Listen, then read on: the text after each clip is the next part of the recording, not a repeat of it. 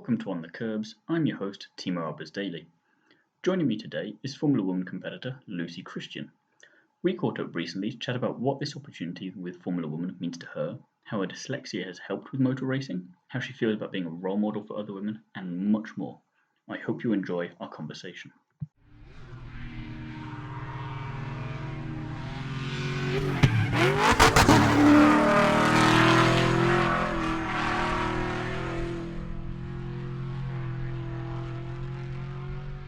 So, hi Lucy, thank you for being here today. First of all, how are you?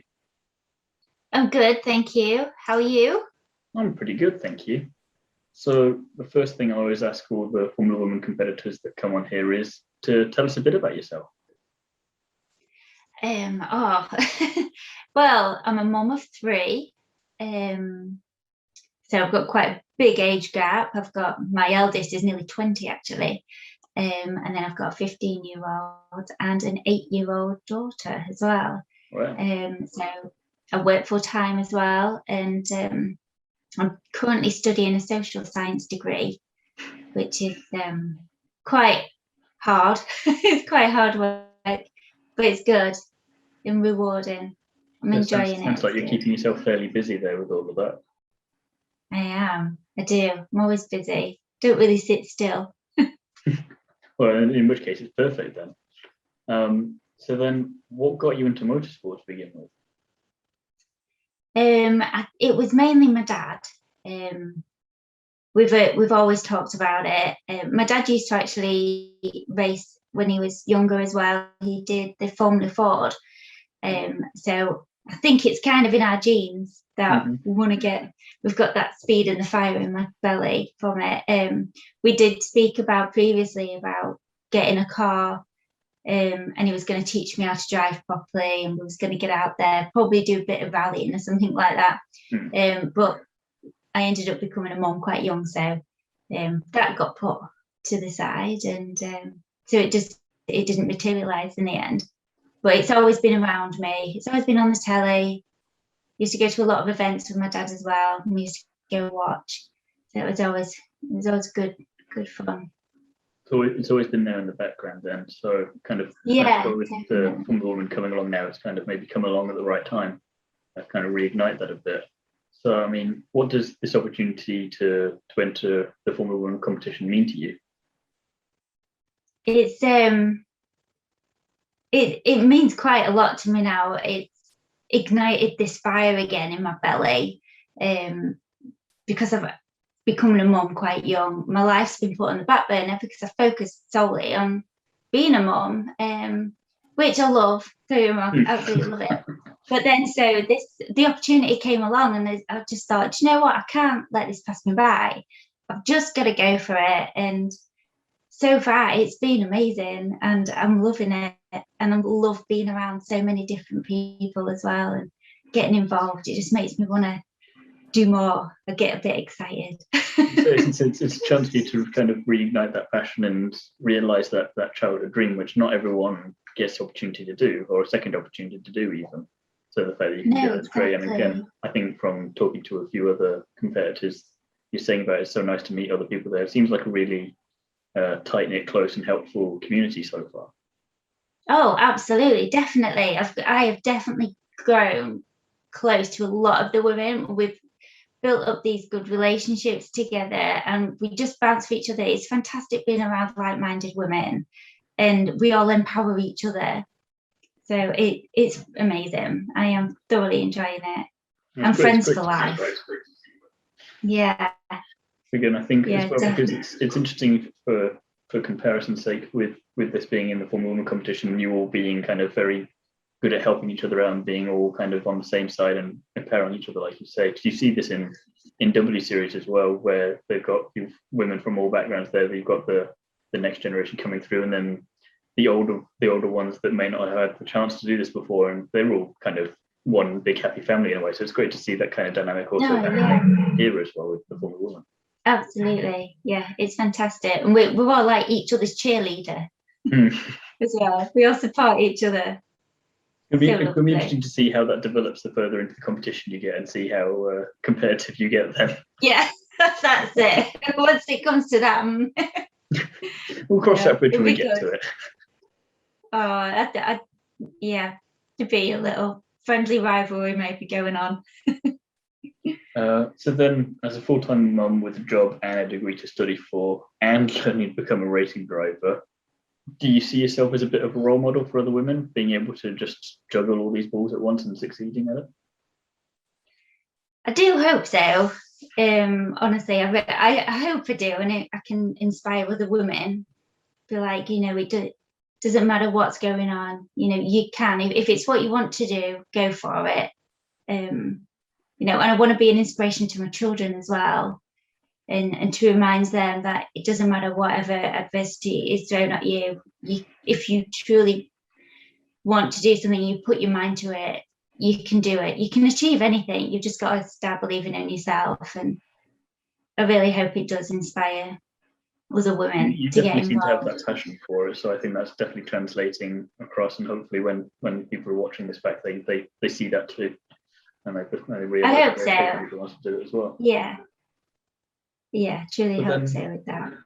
from chatting previously with you, you've said that your confidence has grown a lot over the last few years. Is this newfound passion and courage what's going to give you the edge out on track, do you think? Yeah, hopefully. It's definitely something, you can't go into something like this without having a bit of passion, can you? So it's definitely there, and my confidence, I would say, has definitely grown over the past few years. And I think that's probably from I made a decision that to work on myself, and I was going to move forward, and I didn't realize how much I was actually holding myself back before. So I made the decision to go ahead and get a degree, which I never thought I'd do anything like that. I never believed in myself enough before to be able to do it. So I did. I got a little nudge from a friend, and I went for it. And I've definitely, and from that, what I've learned and working on myself as well, I do feel more confident. So I hope it'll come across, because I feel a lot happier. I'm going to say, I think if you're enjoying what you're doing, then it doesn't feel necessarily as hard a work maybe, or you don't mind it as much because you're loving what you do, and you can just that negative aspect in the mind that's saying, oh Christ, I'm doing a lot here, this is difficult. You think, no, I'm having fun doing this, and it's what you want to do. Yeah, so it helps with that as well. Yeah, that's what I keep trying to do. In fact, I always make sure it's fun. Definitely fun. It seems like you've definitely gone from 0 to 60 in very, very quick time here. So if that's anything to go by, you'll be sorted in the car. Totally excited. That fire in my belly's just like creeping out. It's great. Fabulous. I'm loving it. So then, as well, when we were talking before, you said that you've got dyslexia, but in motorsport, this can usually be an advantage, because the likes of Jackie Stewart and Nigel Mansell have had it, and I think it's fair to say they've been fairly successful in their motorsport careers. So how does it help you when it comes to racing? I think it will help me more in the way that I have to find a different way of learning, and I'm more of a visual learner. So like I'll have to close my eyes and I'll try and visualize what the track looks like, and I'll take myself around it. So because I don't always pick things up straight away, learning wise, I take a bit longer. Like for other people, they can pick things up straight away, and when they're told something, they've got it. Whereas with me, it can take me that little bit longer, and I can't understand it in that way. So I have to try and think outside the box, and then I'll try and find a different way of what will work best for me to learn. So I definitely try and paint a picture a lot more. Definitely gives you that kind of other way of looking at things, as you say, that other people might not even consider. And it's kind of that new idea of something that no one's ever had before, maybe. Then because they haven't had that idea, it gives you the edge there, because you're like, oh, how did she do this? And it's like, well, can't tell you. It's just how. Yeah, because that's it. Exactly. Yeah. So I don't always just think straight away for the obvious thing. I have to try and find something else. But so I think it would give me an advantage, I hope, fingers crossed.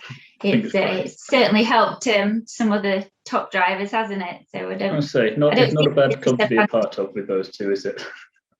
No, exactly. So then, a few fun questions now. If you could race on any racetrack in the world, which one would you choose and why? I think I've got to say the Nürburgring for obvious reasons. It's just it's just a legendary circuit, isn't it? Yeah. So that would be pretty incredible. It's definite bucket list material, that one. It's kind of one as well. I know I'm asking why, but it's one of the ones where you say it seems like everyone who knows anything about motorsport here, nobody was like, yeah, no, I understand fully straight away. You don't need to say anything else. Yeah, that's it. It's definitely, without a doubt. I think it's everyone's list, isn't it? Oh, definitely. It's on my list anyway, so that's good enough. So then, would you rather fight 100 duck-sized horses or one horse-sized duck? The important question. It's such a random question. What is it? 100 duck-sized horses. Duck-sized horses. Or one horse-sized duck. Which would I rather fight? Mm-hmm. And you got to fight them. I've had people try and avoid that before and say they're pacifists. No, you got to fight them there. I don't want to fight them. I want to hug them. I'd go for the what is it? The horse, one horse-sized duck. Yeah, I'll probably go with that. If you're going 100 of the horses the size of a duck, when you think of, when I think of a car, then the more horsepower a car's got, the more power it has. Yeah, but you've got to think that the horse-sized duck, there's a beak on that. There's a massive beak on that one. That could do some damage if you're not careful. It's all right. I'll just take some seeds with me, or what do they eat? You kill it with kindness. And then they'll be happy. And then I'll run. Just like it. I like it. So then, what's the best and worst flavour of ice cream? I struggle with this one. I think for the best, it's probably got to be proper vanilla ice cream, made with vanilla, not none of that fake stuff. Yeah. It's it's really, yeah. Because I love that. And I really like the Ben and Jerry's fish food. Am I allowed to say Ben and Jerry's? Yeah, why not? We'll try and get them to sponsor me later. It's fine. I don't know. I'm allowed to say Brandon. But yeah, I love the fish food. That one's absolute favourite. I love it. I haven't really got a worse one because every ice cream I have tried, I do like. But I've been told the rum and raisins meant to be a bit of a no-go. I've not tried that myself. But I haven't tried it. It wouldn't be my first choice either, though. I don't think. No, it's like you say, vanilla. Yeah, it's not really appealed to me. They're kind of, you more likely go for that. You're not thinking, oh, you know what, I need a bit of rum and raisin. Yeah, I'm not sure. And I've never tried it, so I can't really fully comment on it. But it's not been one that We'll go for that one, and we'll see if anyone in the comments decides to argue otherwise. No, by all means, argue away. I've not tried it, so I've just been told, but I've not really wanted to try it. It doesn't appeal. You got vanilla. You're happy. You're sorted. I've got with vanilla. I'm happy with vanilla. I like mint chocolate chip as well. Quite like that. Can't go wrong with mint chocolate chip, to be fair. No, I do. I like that. So, final question: if your life was a film, which songs would you have on the soundtrack? I don't know. I don't know. I've got. There's a couple of songs. One off the top of your head there. I know. Obvious one. I think my life's a roller coaster, isn't it? It's definitely got to be like, we've got to have my Irish Ronan Keating in there. But I think that's a little bit too cheesy, isn't it? But I'll be like, playing it over the background of this part of the video, right? Don't. So it's no, there's a couple of songs that have got a bit of meaning to, and I can relate to. I really like it's Jennifer Nettles, and it's called "I Can Do Hard Things." Okay. That's as soon as I heard it, it's a bit of like a country. She's a country singer, and I really related to that song when I heard it. So I quite like that one. And there's a Shakira song, but I want to say it was off Zootopia. It was on a film. I'm sure it was Zootopia. I can't remember, and it's called "Try Everything." And I quite, yes, you will, and you'll listen to it, and you'll get into it as well. It's a quite interesting combination of songs there. I'm liking it. It's very much encapsulating the first one's name, though. It's roller coaster, isn't it?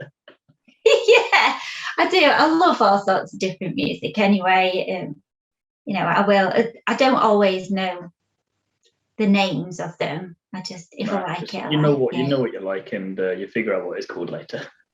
Yeah, I don't mind. I was like, oh, I'll add that one to my list. I like that one. Yeah. So. Perfect.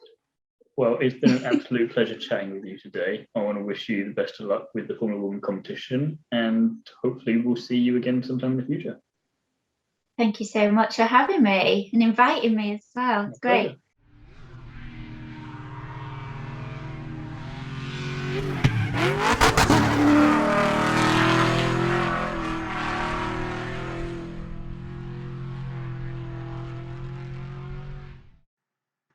It was a pleasure chatting with Lucy. I want to thank her again for coming onto the show, and I wish her the best of luck with the Formula One competition. Join me again soon when I'll be chatting to another famous face from the world of motorsport. And in the meantime, don't forget to like, comment and subscribe, and check out the other videos on the On the Kerbs YouTube channel. Away from YouTube, you can find me over on DriveTribe, and feel free to follow me on Instagram at t.albers.daily.drivetribe. You can also find me over on GP Grandstand TV, where I'm part of their weekly podcast. Thank you for listening, and I'll see you again next week for the next episode.